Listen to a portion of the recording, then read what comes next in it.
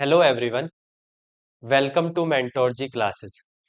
जैसा कि आप सभी को पता है, लास्ट क्लास में हमने कुछ पढ़ा सम एप्लीकेशंस ऑफ ट्रिग्नोमेट्री के बारे में कि उसका इंट्रोडक्शन क्या होता है, कैसे हम ये समझ सकते हैं कि एप्लीकेशंस ऑफ ट्रिग्नोमेट्री यानी हाइट एंड डिस्टेंस चैप्टर में हमें क्या क्या चीजें जरूरी है और किन किन चीजों पर वो आधारित है। अब उसी चैप्टर को आगे बढ़ाते हुए हम उसके कुछ क्वेश्चंस करेंगे। आप सभी को पता है एनसीईआरटी में सिर्फ हाइट एंड डिस्टेंस की एक ही एक्सरसाइज है और एक एक्सरसाइज उतनी सफिशिएंट नहीं है जितनी आपकी प्रैक्टिस के लिए होनी चाहिए। तो सबसे पहले हम एक्सरसाइज से ही शुरू करते हैं, बाकी चीजें हम धीरे धीरे आगे पढ़ेंगे। एक्सरसाइज 9.1। एक्सरसाइज 9.1 में एक्सरसाइज 9.1 में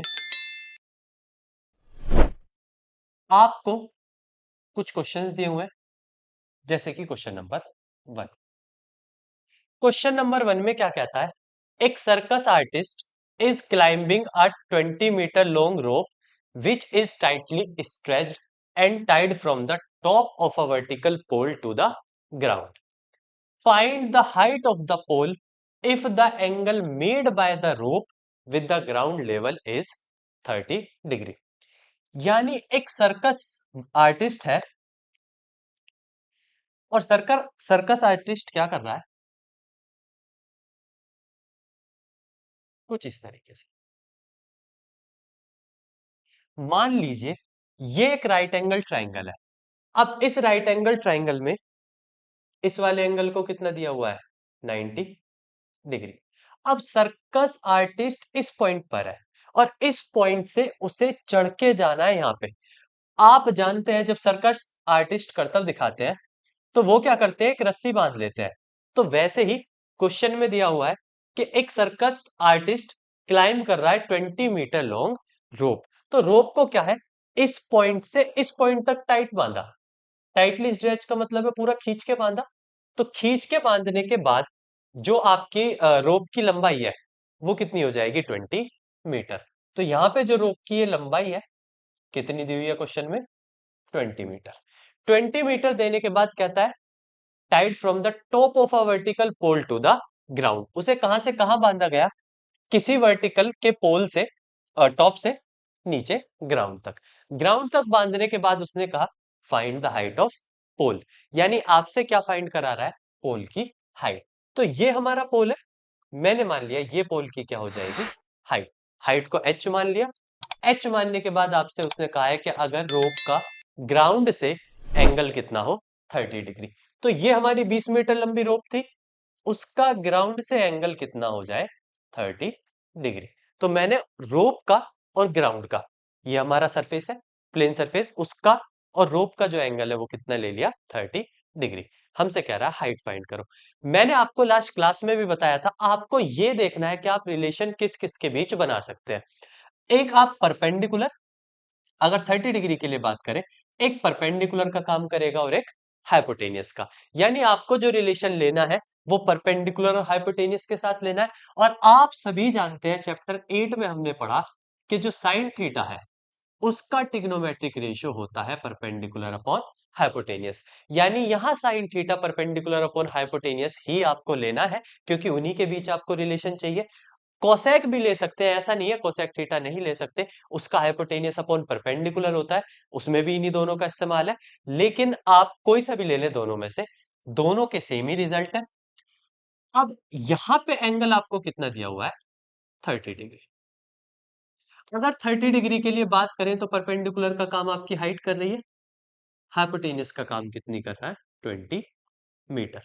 साइन 30 डिग्री की वैल्यू 1/2।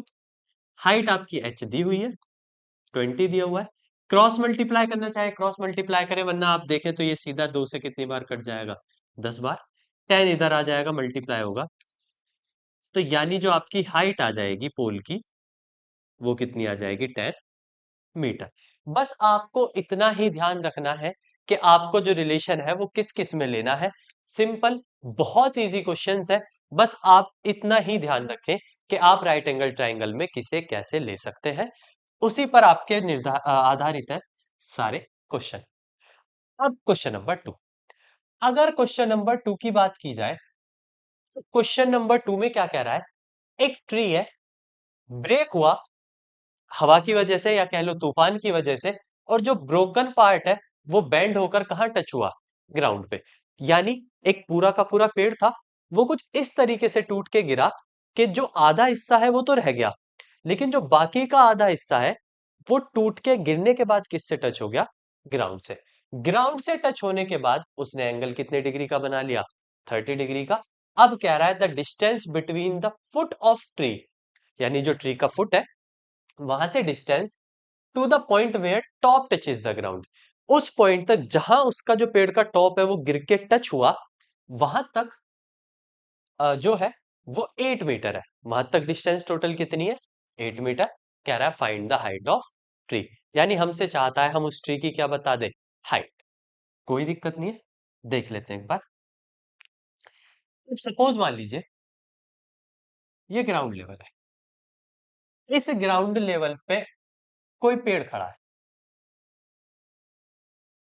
ऐसे कोई पेड़ खड़ा है। अब तेज हवा चली, और तेज हवा चलने की वजह से ये पेड़ यहां से टूट गया। अगर ये पेड़ यहां से टूट गया तो ये आपका टूटा हुआ जो बचा ऊपर वाला हिस्सा है वो टूट के ऐसे गिरा होगा। तो क्वेश्चन में यही कहा है कि ये वाला जो हिस्सा है वो टूट के ऐसे गिरा, ऐसे गिरा होगा तो यहां से जो ऊपर का हिस्सा है वो नीचे जमीन तक आ गया होगा, कुछ इस तरीके से ये पेड़ का हिस्सा जमीन तक आ गया होगा।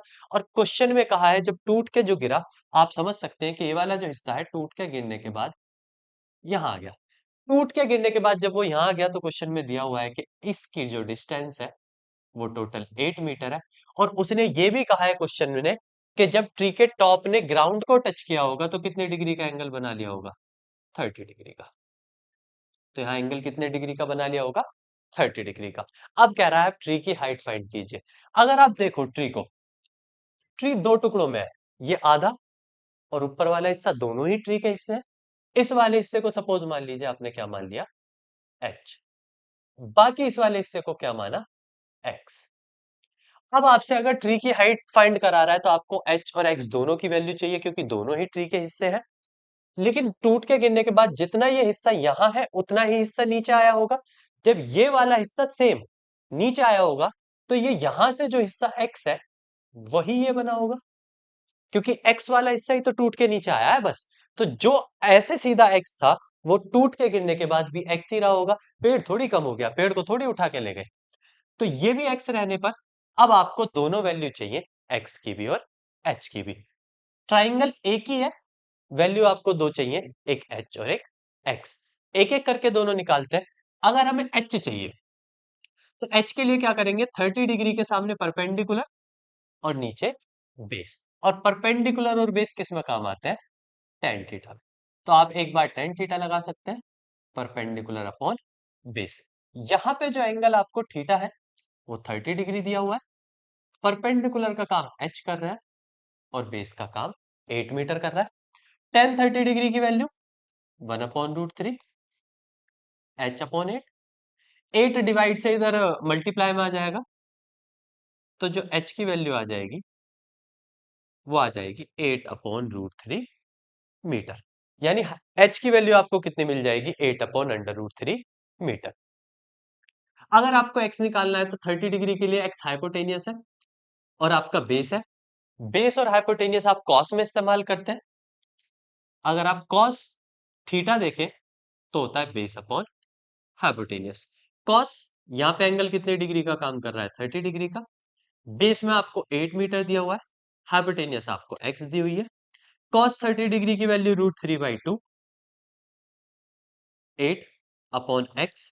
जब आप x की वैल्यू निकालेंगे तो क्रॉस मल्टीप्लाई करेंगे। क्रॉस मल्टीप्लाई करने पे ये हो जाएगा √3x इक्वल्स टू 8 2 जा 16। ये टोटल कितना हो जाएगा, 16। √3 मल्टीप्लाई से नीचे डिवाइड में आएगा। अगर √3 डिवाइड में आ जाएगा तो जो x की वैल्यू है वो आपकी हो जाएगी 16/√3 मीटर। यानी आपने दोनों वैल्यू फाइंड कर ली, h की भी और x की भी। लेकिन आंसर क्वेश्चन का, क्वेश्चन मांग क्या रहा था अगर उसको ध्यान से पढ़ा जाए तो क्वेश्चन कहता है find the height of tree. यानी क्वेश्चन ने पूरे ट्री की हाइट मांगी है, आप आधे ट्री की हाइट नहीं बता सकते। एच को देखोगे तो आधा हिस्सा है, एक्स को देखोगे तो बाकी आधा हिस्सा है। पूरे जो ट्री की हाइट है वो पूरी एक्स प्लस एच है। तो यानी जब आपको हाइट ऑफ ट्री कहा है उसने, तो जब आप हाइट ऑफ ट्री लेंगे तो हाइट ऑफ ट्री आधी नहीं आएगी, पूरी आएगी एक्स प्लस एच। तो उसमें एक्स की वैल्यू क्या आई आपकी 16/√3, बाकी एच की वैल्यू क्या आ रही है 8/√3। अगर आप इन्हें टोटल ऐड करेंगे तो ये बनेगा 24/√3, क्योंकि नीचे एलसीएम सेम है, एलसीएम सेम होने की वजह से ऊपर वाली वैल्यू ऐड हो जाएंगी।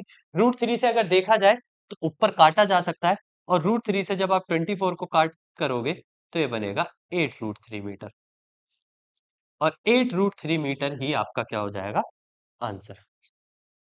तो पूरे ट्री की जो हाइट है, पूरे जो ट्री की हाइट है वो हो जाएगी 8√3 मीटर। तो क्वेश्चन में ये ध्यान देना बहुत जरूरी है कि क्वेश्चन में आपसे मांगा क्या है।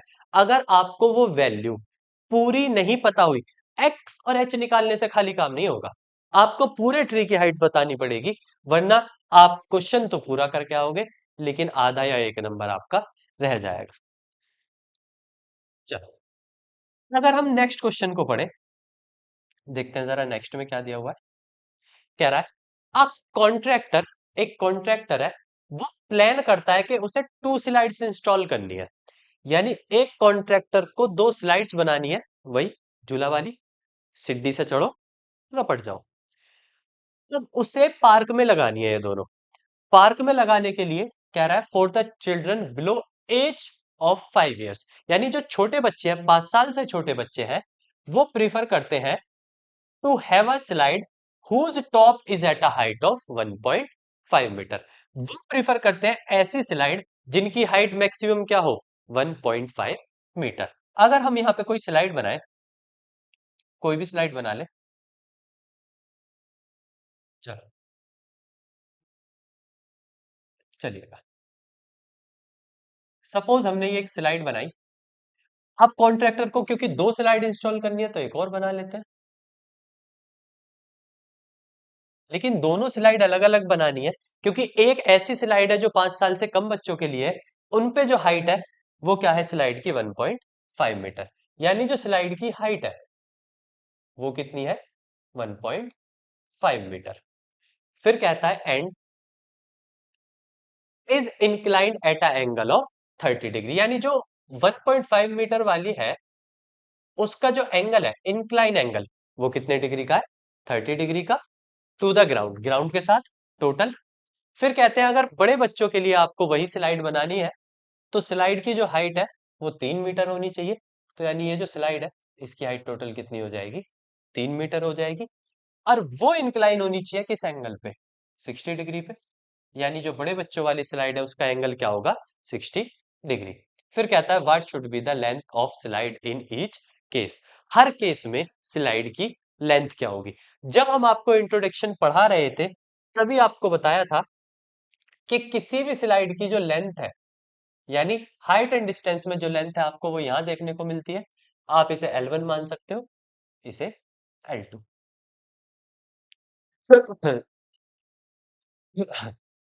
कहने का मतलब है जो हाइपोटेनियस होती है वही लेंथ का काम करती है। एक केस में आपको L1 चाहिए और एक केस में आपको L2। अगर मैं पहले केस की बात करूं तो आपको एंगल के सामने परपेंडिकुलर और हाइपोटेनियस दो चीजों की बात है। अगर परपेंडिकुलर और हाइपोटेनियस दो चीजों की बात है तो आप क्या करें, साइन लगा सकते हैं, क्योंकि साइन थीटा होता है परपेंडिकुलर अपॉन हाइपोटेनियस। एंगल कितना दिया हुआ है 30 डिग्री, साइन 30 डिग्री। परपेंडिकुलर की वैल्यू कितनी दी हुई है 1.5, हाइपोटेनियस की वैल्यू क्या है L1। साइन 30 डिग्री की वैल्यू आपको चैप्टर 8 में पढ़ा दिया है 1/2, 1.5/L1। अब आप क्रॉस मल्टीप्लाई करेंगे, जो L1 की लेंथ है वो टोटल कितनी आ जाएगी 3 मीटर। जब 2 की मल्टीप्लाई 1.5 में होगी तो वो टोटल कितना बन जाएगा 3 मीटर। यानी छोटे बच्चों के लिए जो स्लाइड है उसकी जो लेंथ होनी चाहिए वो टोटल कितनी होनी चाहिए 3 मीटर। ऐसे ही बड़े बच्चों के लिए निकाल लेते हैं, एल्डर्स के लिए सेम साइन थीटा लगाएंगे, क्योंकि यहाँ भी परपेंडिकुलर और हाइपोटेनियस की बात है। एंगल यहाँ कितना हो जाएगा 60 डिग्री। परपेंडिकुलर की वैल्यू आपको 3 दी हुई है, हाइपोटेनियस आपसे पूछा है। साइन 60 डिग्री की वैल्यू फिर से आपको ट्रिग्नोमेट्रिक टेबल में पढ़ा दी गई है। साइन 60 डिग्री की वैल्यू √3/2। परपेंडिकुलर की वैल्यू आपको 3 दी हुई है, ये L2। क्रॉस मल्टीप्लाई कर सकते हैं आप। क्रॉस मल्टीप्लाई नहीं करना चाहते तो आप ऐसे भी कर सकते हैं, √3 से जो पहले 3 कैंसिल हो जाएगा कितनी बार, √3 बार। ये मैंने आपको ट्रिग्नोमेट्री में भी बताया था कि रूट से आप रूट को कैसे कैंसिल कर सकते हैं। अगर आप में से किसी को नहीं पता, एक बार आप क्लास में पीछे जाए, पीछे जाके देख सकते हैं। अब आप क्रॉस मल्टीप्लाई कर सकते हैं क्योंकि यहाँ तो 1 बचा, तो L2 की मल्टीप्लाई इधर होगी तो L2 बचेगा, और 2 की मल्टीप्लाई उधर हो जाएगी तो 2√3 मीटर। अगर आपसे आंसर पॉइंट्स में दे, अगर आपको आंसर किसमें दिया हो, पॉइंट में, तो आप √3 की वैल्यू रख सकते हैं। √3 की वैल्यू 1.732, तो आप यहाँ पे √3 की वैल्यू रख सकते हैं। मेरे हिसाब से आंसर यही छोड़ा होगा, 2√3 मीटर पे। इसी तरीके से क्वेश्चन नंबर 4 बहुत इंपॉर्टेंट क्वेश्चन है, आपको ध्यान रखना है। बोर्ड लेवल के लिए यहां से क्वेश्चन सबसे ज्यादा पूछे जाते हैं। चैप्टर 8 और चैप्टर 9 आपके दोनों बहुत इंपॉर्टेंट है। हर एक क्वेश्चन को ध्यान से पढ़ना, लैंग्वेज को ध्यान से समझना। अगर आप लैंग्वेज समझ के ये समझ लेते हैं फिगर बनेगी कैसे, तो आप पूरा क्वेश्चन कर सकते हैं, वरना आप क्वेश्चन नहीं करेंगे। The angle of elevation, question number 4 में आपसे क्या कहा है, angle of elevation top of a tower from a point on the ground. अगर ग्राउंड के ऊपर कोई पॉइंट है, उससे एंगल ऑफ एलिवेशन खींचा, यानी ऊपर को देखा, कहां तक देखा ऊपर को, टॉप ऑफ अ टावर। कहां तक, top of a tower, which is 30 metre away from the foot of tower. अब क्वेश्चन क्या है, क्या आता है, अगर ये धरती माँ, यहां पे कोई टावर खड़ा है, यहां पे हमने क्या मान लिया, कोई टावर, तो क्वेश्चन कह रहा है कि जब ग्राउंड से उस टावर को देखा गया, जब ग्राउंड से किसे देखा गया, टावर को, तो जो एंगल है वो कितने डिग्री का बना, 30 डिग्री का। एंगल कितने डिग्री का बना, 30 डिग्री का। लेकिन 30 मीटर अवे जो है, वो फुट से कहां तक है, टावर तक। सॉरी, ये होगा आपके टावर का फुट। यहां से कह रहा है जो आपका ग्राउंड पे पॉइंट था, यहां तक, ये वाली दूरी कितनी हुई, 30 मीटर।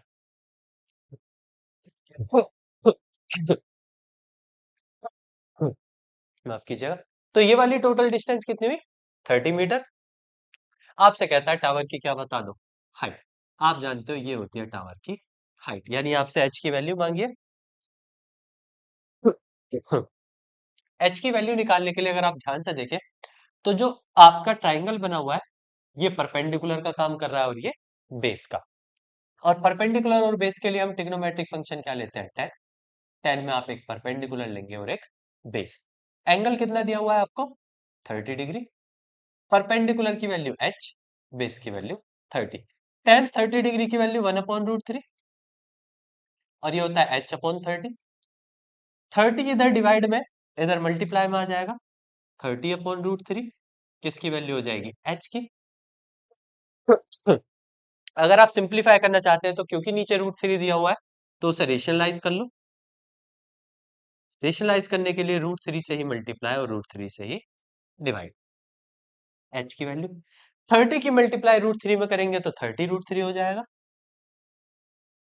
√3 की √3 में मल्टीप्लाई 3, और ये आपकी h हो जाएगी। 3 से आप 30 को 10 बार काट सकते हैं, तो यानी 10√3 मीटर। यही आपकी क्या हो जाएगी, हाइट।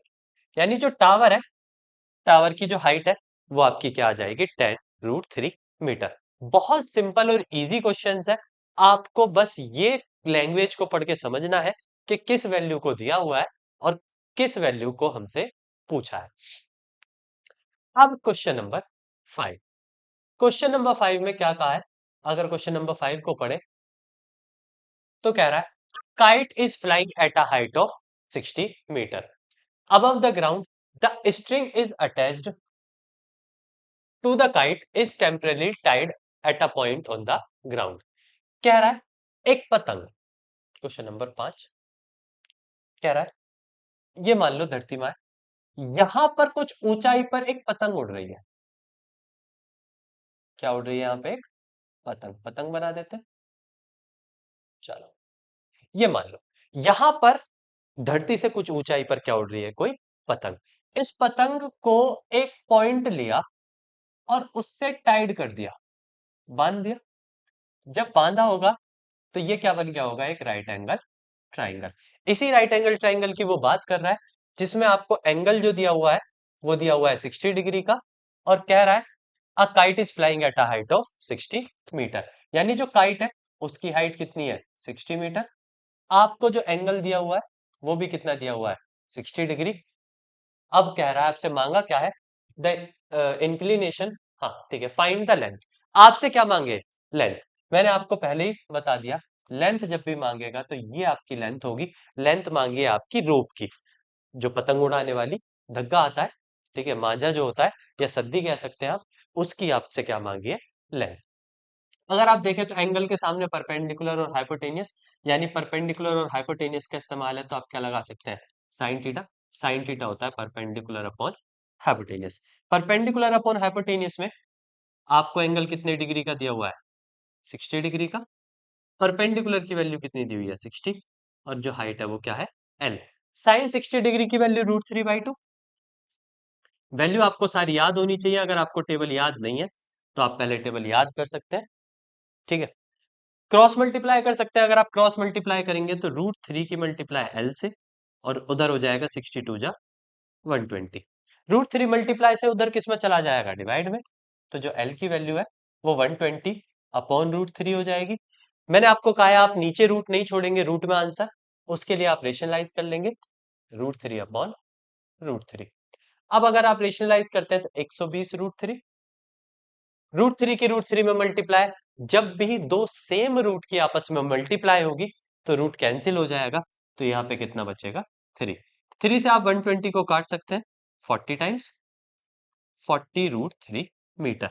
यानी जो आपका धागा है जिससे पतंग बंधी हुई है, उसकी जो लेंथ है, उसकी जो धागे की जो लेंथ है वो कितनी हो जाएगी? 40 √3 मीटर। यहां तक आपके एनसीईआरटी में जितने भी क्वेश्चन दिए हुए थे वो आपके सिंपल वो क्वेश्चन थे जिनमें आपको एक ट्राइंगल बनाना था। सिंपल एक ही एंगल दिया हुआ था, ठीक है, या तो एलिवेशन या डिप्रेशन जो भी दिया हुआ था, उसी एक ही एंगल पर बाकी सारे क्वेश्चन बेस्ड थे। यानी यहां तक एनसीईआरटी में क्वेश्चन नंबर 5 तक आपको एक ही ट्राइंगल के क्वेश्चन पढ़ने को मिलते हैं। अब जैसे जैसे धीरे धीरे आप आगे बढ़ते जाओगे, क्वेश्चंस का लेवल थोड़ा बढ़ता जाएगा, उसी तरीके से आपके ट्राइंगल्स भी बढ़ते जाएंगे। अब एक की जगह ट्राइंगल्स कितने हो जाएंगे? 2 हो जाएंगे। फिर उसमें कुछ और चेंजेस होंगे, कभी एलिवेशन होगा, कभी डिप्रेशन होगा। इन सब की बात हम एक एक करके करेंगे। आज हमने पढ़े क्वेश्चन नंबर 1 से लेके 5 तक, यानी एक तरीके के एक क्वेश्चंस, एक टाइप के सारे एक साथ कवर कर लिए। अब अगर इस तरीके का कोई भी क्वेश्चन आता है तो आप कर सकते हैं। बाकी के क्वेश्चंस हम डिस्कस करेंगे अपनी अगली क्लास में। तब तक के लिए आप इनकी अच्छे से प्रैक्टिस करें, इन्हें अच्छे से पढ़ें। धन्यवाद।